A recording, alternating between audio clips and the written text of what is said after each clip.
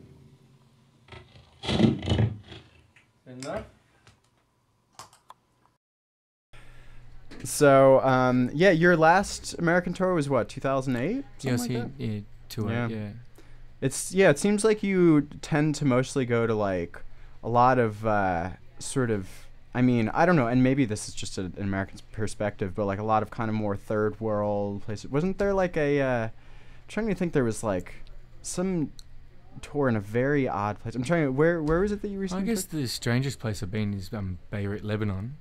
Did 2 shows there in 2005.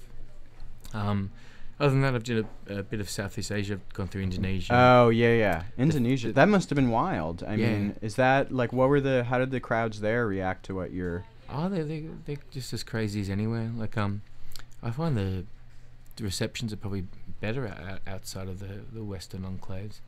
Because they're more curious and they they haven't seen anything remotely like it. Yeah. And yeah, they go nuts just like anywhere.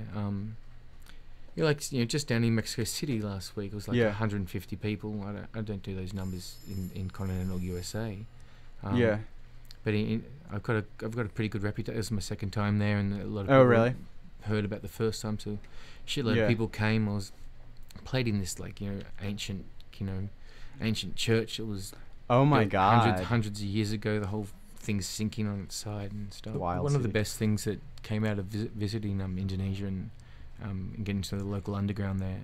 'Cause the thing I love about going to places outside of the Western experience is like they do have especially in the modern age, there's underground culture just springing up everywhere. And Yeah. and there's all throughout China. There were some great bands in the Philippines. There was Yeah. all sorts of wonderful things happening in these places, but they're pretty much forgotten and ignored, which is a shame. Yeah. Because they don't live in a major. I city like mean, New you York or hardly London see or- Indonesian recordings come out, other than like folk stuff. That stuff doesn't get released in the U.S. yeah, so much. it's more of an obsession with the world music from places like that. Or, Yeah. Or even more so Mhm. the authentic pop from those places, like the Sublime Frequency. Well, stuff, yeah. rather I than mean- their underground scenes.